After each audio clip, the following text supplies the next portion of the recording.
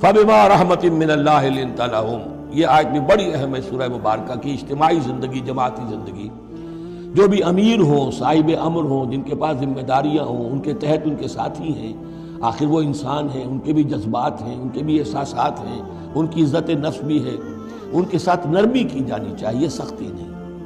کوئی ملازم ہے، ملازم کے ساتھ آپ سختی کر سکتے ہیں، لیکن یہ تو والنٹیئرز ہیں، جو بھی آیا ہے، جو بھی حضور کے ساتھ تھا، کون تھا وہ؟ کوئی تنخواہ یافتہ سپاہی تو نہیں تھا، وہ کوئی مرسنریز تو نہیں تھے، یہ لوگ آئے ہیں ایمان کی وجہ سے آئے ہیں۔ اب بھی کوئی جماعت ہے، دینی جماعت بنی ہے، تو جو بھی لوگ اس میں کام کر رہے ہیں، تو وہ جو ساتھی ہیں ان کے ساتھ ان کے امراء کو نرم رویہ اختیار کرنا چاہیے۔ فَبِمَا رَحْمَةٍ مِّنَ اللَّهِ لِنتَ لَهُمْ، تو یہ تو اللہ کی رحمت کی بات ہے، اللہ کی رحمت کا مظہر ہے نبی کہ آپ ان کے حق میں بہت نرم ہیں۔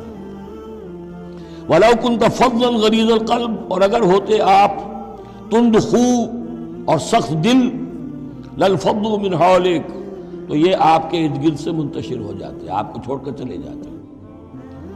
کوئی کارواں سے ٹوٹا، کوئی بدگماں حرم سے، کہ امیر کارواں میں نہیں خوئے دل نوازی۔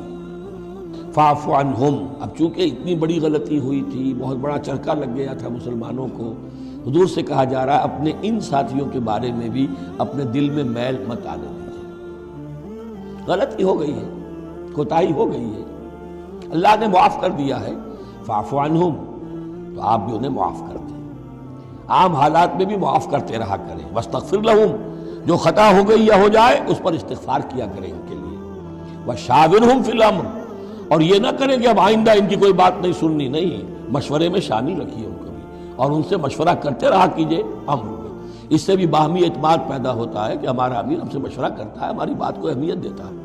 یہ بھی گویا کہ در حقیقت اجتماعی زندگی کے لیے بہت ہی ضروری بات ہے۔ فَإِذَا عَزَمْتَ، البتہ جب مشورے کے بعد آپ کا دل ٹھک جائے، آپ ایک ارادہ کر لیں، فیصلہ کر لیں، فَتَوَكَّلْ عَلَى اللَّهِ، تو اب کسی شخص کی بات کی پرواہ نہ کیجئے، پھر توکل سارا اللہ کی ذات کے اوپر۔ یعنی حضور نے مشورہ کیا تھا اس وقت، کچھ لوگوں کی رائے وہی تھی جو حضور کی رائے تھی، لیکن کچھ حضرات نے کہا کہ ہم تو کھلے میدان میں، ہم کاہے کو جان بچا کر بیٹھے یہاں پر، ہمیں تو شہادت کی موت چاہیے، شہادت مطلوب و مقصود مومن۔ تو حضور نے ان کی رعایت کی، فیصلہ کر دیا۔ اب جو فیصلہ حضور کا ہے، اب اس پر توکل، اس لیے کہ اس کے فوراً بعد جب حضور حضرت عائشہ کے حجرے سے برآمد ہوئے ہیں تو خلاف معمول آپ نے زرہ پہنی ہوئی تھی، ہتھیار لگائے ہوئے تھے۔ اس سے اندازہ ہو گیا کہ معاملہ کوئی سخت ہے جو آنے والا ہے۔ تو پھر ان لوگوں نے کہا حضور ہم اپنی رائے واپس لیتے ہیں، جو آپ کی رائے اس پر عمل کر لیں۔ یہ اس کا معاملہ ہے، جب ایک فیصلہ ہو جائے تو یہ نہیں کہ اب دل میں یقین ہو جائے آدمی، ابھی ادھر ابھی ادھر، نہیں، پھر اس کے اوپر جم جائے۔ فَإِذَا عَزَمْتَ، جب آپ ایک فیصلہ کر لیں، فَتَوَكَّلْ عَلَى اللَّهِ، تو اللہ پر توکل کیجئے، ان اللہ یحب المتوکلین، یقیناً اللہ تعالیٰ توکل کرنے والوں کو پسند کرتا ہے۔ ان ینصرکم اللہ فلا غالب لکم، اے مسلمانوں دیکھو، اگر اللہ تمہاری مدد کرے گا کوئی تم پر غالب نہیں آ سکتا۔ وَإِن یخذلکم، اور اگر اللہ تمہاری مدد چھوڑ دے، دستکش ہو جائے، فمن ذا الذی ینصرکم من بعدہ، تو کون ہے وہ جو تمہاری مدد کرے گا اس کے بعد۔